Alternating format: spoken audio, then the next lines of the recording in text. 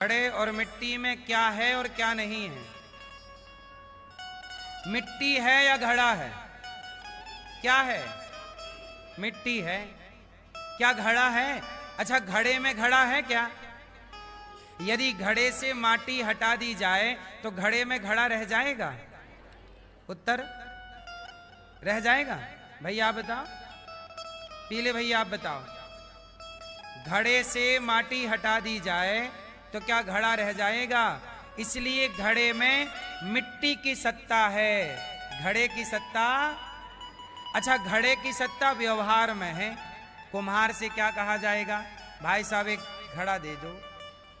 कुम्हार से कहा तो यही जाएगा कि एक घड़ा दे दो, पर घड़े में बस घड़ा नहीं है। कुम्हार जो देगा वो घड़ा ना देगा, वो मिट्टी देगा। मिट्टी के आकार का नाम घड़ा है। घड़ा नाम की कोई वस्तु इस धरती पे,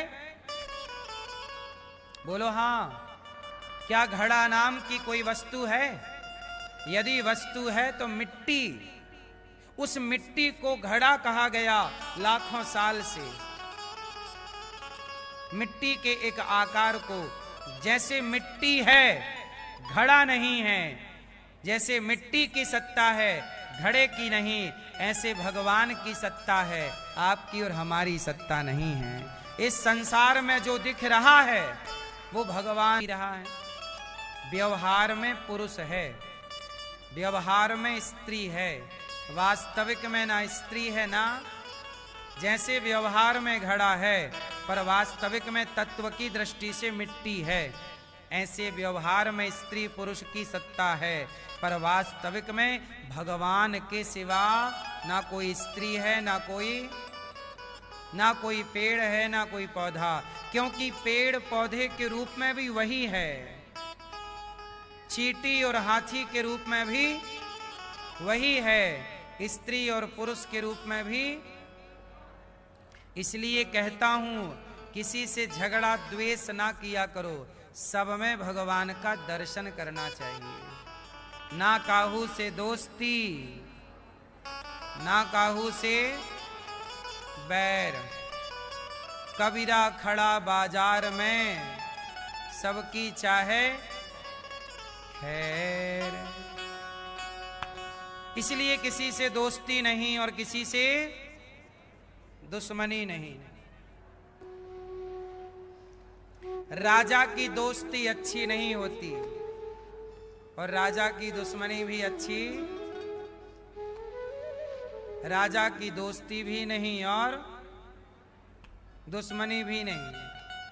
अपने आप को हर बुराई से बचा के रखना चाहिए। सुखदेव भगवान कहते हैं कि परीक्षित सुनो, अंते नारायण स्मृति, अंत में भगवान का स्मरण हो जाए, जीवन का यही सार्थक तत्व है। आपके मुख से भगवान का नाम निकलते रहने चाहिए। बैल का ब्याह बैल से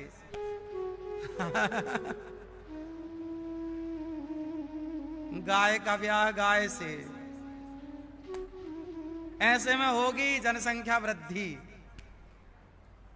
ऐसे में बचेगा देश। अब बताओ, इससे बड़ी मूर्खता हो सकती है कुछ? और ये पढ़े लिखे लोग बना रहे हैं कानून, अनपढ़ गवार नहीं। ये पढ़े पता नहीं क्या पढ़ लिया। देश में कितने मुद्दे हैं जिन पर बात होनी चाहिए, उन पर बात ना हो के बैल बैल का ब्याह करा रहे हैं और कह रहे हैं भारत धर्म निरपेक्ष है। निरपेक्ष शब्द का अर्थ बहुत अच्छे से स्टडी कीजिए। भारत धर्म निरपेक्ष नहीं है। आप धर्म निरपेक्ष हो? आप धर्म मानते हो कि नहीं? आप कितने लोग हैं जो धर्म को मानते हैं? तो जब इस देश में धर्म को मानने वाले लोग हैं, हिंदू अपने हिंदू धर्म को मानते हैं, एक व्यक्ति बताइए हैं कौन धर्मनिरपेक्ष है?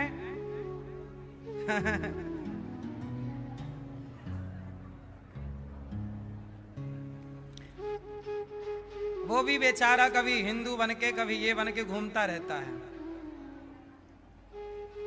ऐसा है, धर्म निरपेक्ष कोई भी नहीं है, सब अपने अपने धर्म को मान रहे।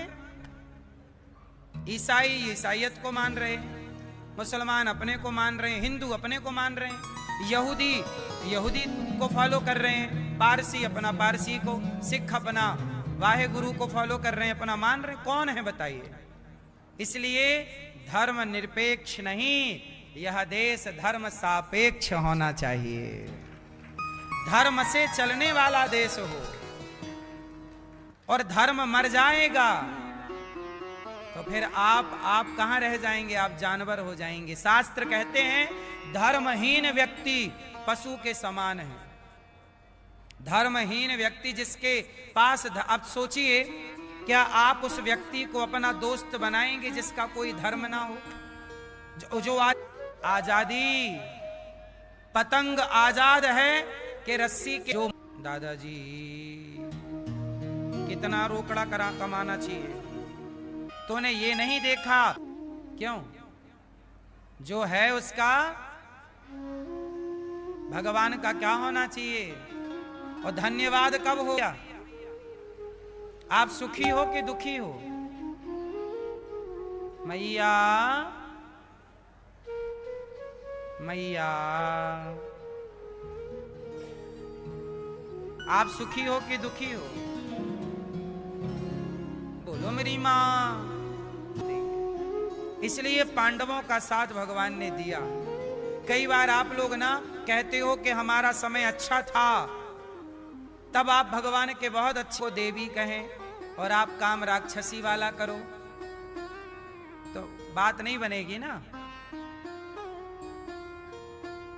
यदि हम आपको देवी कह रहे हैं तो आपको भी क्या बनना होगा?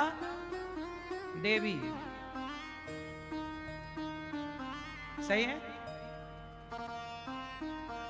इसलिए सनातन सबसे श्रेष्ठ विचारधारा है। मनु जी महाराज के 3 बेटियां, आकुति का विवाह रुचि प्रजापति से, देवहूति का विवाह करदम ऋषि, करदम जी से माता देवहूति का विवाह हुआ। करदम जी की 9 बेटियां हुई, ब्रह्मा जी के 9 मानस पुत्रों से विवाही गईं। कपिल भगवान ने माता देवहूति को सांख्य उपदेश दिया और दोनों सिद्धा नाम की नदी बनकर मां बह गईं और कपिल देव जी गंगा सागर चले गए। मनु जी की तीसरी बेटी का नाम है प्रसूति। बहुत ध्यान से सुनिएगा, मनु जी की तीसरी बेटी का नाम क्या है? प्रसूति का विवाह दक्ष से हुआ। किससे हुआ? दक्ष की सबसे छोटी बेटी का नाम है सती, और माता सती का विवाह भगवान शंकर से हुआ। एक दिन क्या हुआ? भगवान शंकर का भरी सभा में दक्ष प्रजापति ने अपमान कर दिया। मतलब ससुर जी ने दामाद जी का अपमान कर दिया।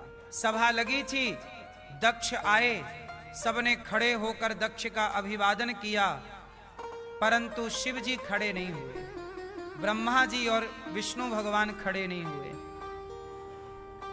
तो भगवान विष्णु इसलिए खड़े नहीं हुए कि दक्ष तो मेरा पोता है, ब्रह्मा जी इसलिए नहीं खड़े हुए, दक्ष मेरा बेटा है, और शिव जी खड़े नहीं हुए कि ये मेरे पिता के तुल्य हैं। सम्मान तो है ही मन से, जरूरत क्या है जमाने को दिखाने की।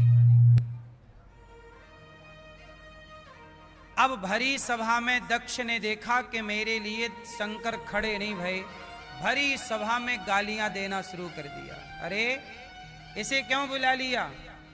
इसे इतना उठने का ज्ञान, ना बैठने का ज्ञान, ना खाने का ज्ञान, ना पीने का ज्ञान। भरी सभा में भगवान शिव का अपमान करने लग गए। कौन कर रहा है? दक्ष। और दक्ष जब अपमान कर, बताओ, जब मैया सुनो मेरी मां, जब कोई आपका अपमान करे तब क्या करना चाहिए? जवाब दें या ना दें? जोर से। जब कोई आपका अपमान करे तो जवाब देना चाहिए कि नहीं?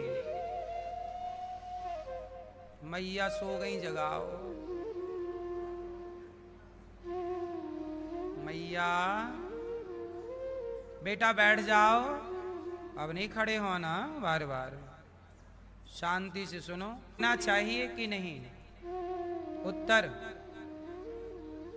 देना चाहिए।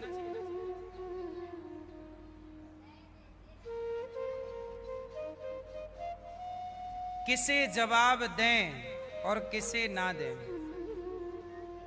जब कोई अपना पिता, अपना भाई, अपना व्यक्ति गाली दे तो क्या जवाब दोगे? और एक बात बताओ, कुत्ता आपको काटे तो आप भी कुत्ते को काटोगे क्या? तूने हमें काटा है, हम भी काटेंगे। क्या कुत्ते को काटते हैं आप लोग? जब कुत्ता आपको काटता है तो आप इंजेक्शन लगवाते हैं, आप कुत्ते को नहीं काटते। ऐसे ही जब कोई आपका अपमान करता है तो आप जरूरी नहीं है कि आप भी उसका अपमान करें।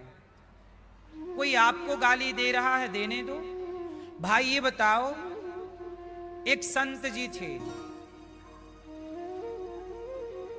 और वो संत जी एक जगह गए तो एक दुष्ट व्यक्ति संत जी को गाली देने लग गया, अपमान करने लग गया। संत जी ने कोई जवाब नहीं दिया। वो गाली देता रहा, अपमान करता रहा और जब थक गया तो चुप हो गया। अब बताओ, सामने वाले ने गाली क्यों दी? क्योंकि उसके गाली देने के संस्कार हैं। संत जी ने गाली क्यों नहीं दी? क्योंकि संत जी के गाली देने के संस्कार। भाई, आप जो व्यवहार मेरे साथ का व्यवहार आपका परिचय देगा और मेरा व्यवहार मेरा परिचय देगा। इसलिए आपका व्यवहार ही आपका परिचय है। इसलिए जरूरी नहीं है कि कोई हमें गाली दे तो हम भी गाली दें। गाली देने वाले को देने दिया करो। ये दास अनिरुद्ध, हमें कितने लोग गालियां देते हैं।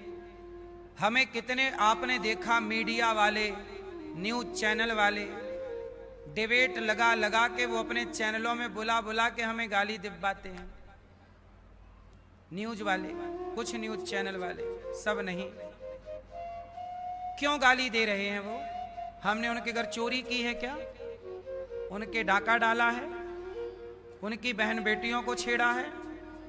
क्यों? क्योंकि वो लोग गौरी गोपाल आश्रम में जितनी सेवाएं चलती हैं, वृद्ध माओं की सेवा, 30,000 लोग पर डे भोजन करते हैं, तो वो लोग खुद तो सेवा करते नहीं और दूसरा करे तो उसे करने नहीं देना। अच्छे व्यक्ति को ही संसार में परेशान किया जाता है। बुरे व्यक्ति को कौन परेशान कर रहा है? इसलिए